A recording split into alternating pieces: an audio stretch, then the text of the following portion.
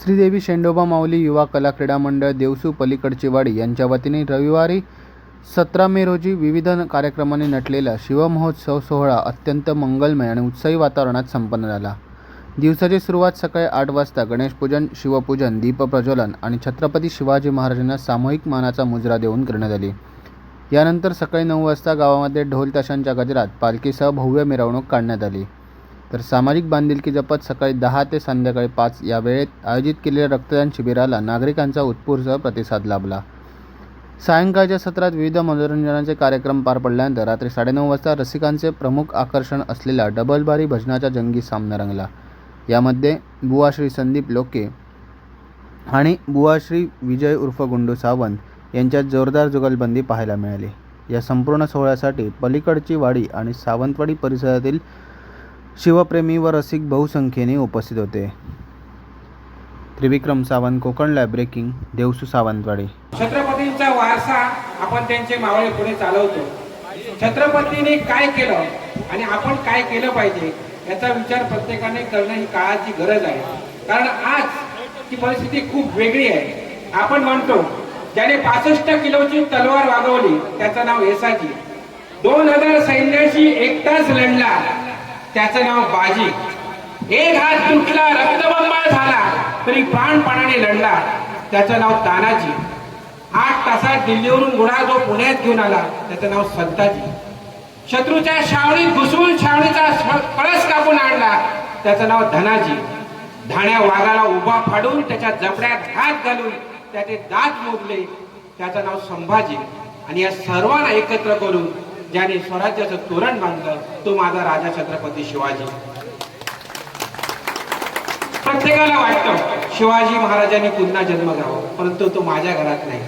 कारण शिवाजी महाराजांना ज्या अनंत यातना सहन कराव्या लागल्या, संभाजी राजांना धर्म संरक्षणासाठी ज्या अनंत यातना सहन कराव्या लागल्यात ते या मनुष्य रूपात कोणीही सहन करू शकत नाही.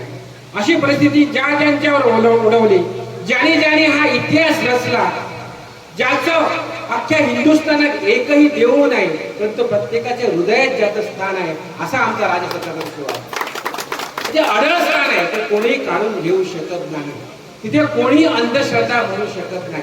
तर जिता जागता 400 वर्षापूर्वीचा इतिहास आजही आपण त्याच ताकदीने गातो, त्याच ताकदीने सांगतो, त्याच हिमतीने सांगतो.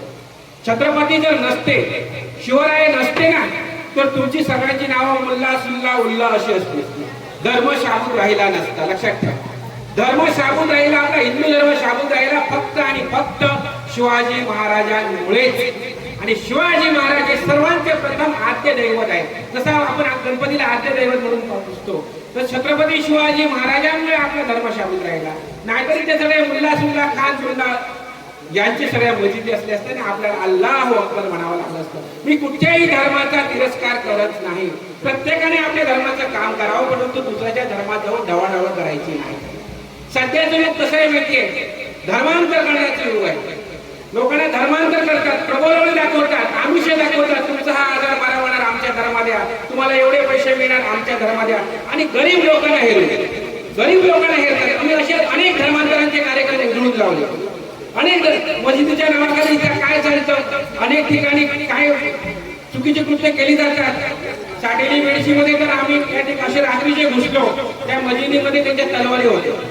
आम्ही रातोरात ती मस्जिद त्यांची उद्ध्वस्त करून टाकली. आमच्यावर कोल्हापूरच्या हायकोर्टात मला प्रभू आरोप केले आणि तिथे एफआयआर दाखल केलेली. परंतु आम्ही अशा कुठल्याही गोष्टीला जुमानत नाही. छत्रपतींनी आपला धर्म सुरक्षित ठेवण्यासाठी आपल्या प्राणांचं बलिदान दिलं. संभाजी महाराजांनी आपला धर्म सुरक्षित ठेवण्यासाठी देहाचे हाल केले, तुकडे तुकडे देहाचे केले, डोळे काढले, कान काढलं, नाक काढलं, मोठे काढलं, सगळं वेगळे त्यांचे अवय केले तरी त्यांनी धर्म परिवर्तन केलं नाही, धर्मांतर केलं नाही. तर आपण खालीचा वाटा उचलतो काय मोठं आहे. आपल्या धर्म संरक्षणाची जबाबदारी प्रत्येकाची आहे. आणि हे कुलाचार काय असतो, घरात शिकवण दिली पाहिजे. मुलांना धर्माची घरात शिकवण दिली तर मुलं इतर धर्माकडे जाणार नाही. आपण म्हणतो आपली मुलगी मुस्लिम बाबावर पळून गेली, मुसलमानाची मुलगी दाखवा हिंदूवर पळून आली. तुम्ही एक तरी मुसलमानाची मुलगी तुमच्या गावात हिंदूवर पळून आली का, तर येणार नाही.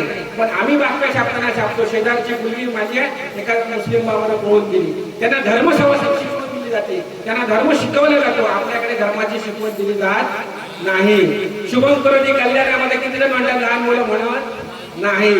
म्हणून धर्माचे शिक्षण दिलं, धर्माची शिकवण दिलं.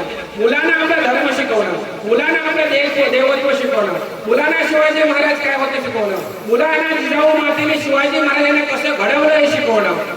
हे सगळं आपलं आई वडिलांचं कर्तव्य आहे. ते आपण जर कर्तव्य पार पाडला तर 100% धर्म संरक्षण होणार आणि हिंदू राज्य 100% येणार. लक्षात ठेवा. मुठभर लोक आमच्यावर राज्य करायला लागतात, मुठभर. ज्याची गणती आम्ही उभ्या करू शकतो अशी लोक आमच्यावर राज्य करू शकतात.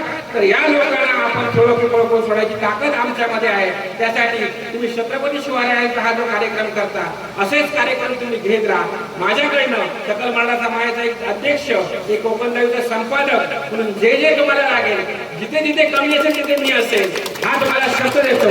ज्यावेळी गरज असेल माझ्याची विक्रम सावंत प्रतिनिधी आहे, कधी सांगा हा कार्यक्रम करायचा आहे त्याला हे गोष्ट कमी पडतात, 100% मी ते देण्याचा प्रयत्न पण नाही, देणारच. यापुढे तुमच्या कार्यक्रमात मलाही सामावून घ्याल अशी आशा बाळगतो. तुम्ही इथे बोलून मला मान सन्मान केला. सर्वांचं मी या ठिकाणी जाहीर आभार मानतो आणि एकच विनंती करतो, धर्म संरक्षण प्रत्येकाने करणं ही काळाची गरज आहे. आपली मुलगी चुकीच्या वाटेला जात नाही ना, आपली मुलगी चुकीचं काही करत नाही ना, हे प्रत्येक आई वडिलांचं आद्य कर्तव्य आहे.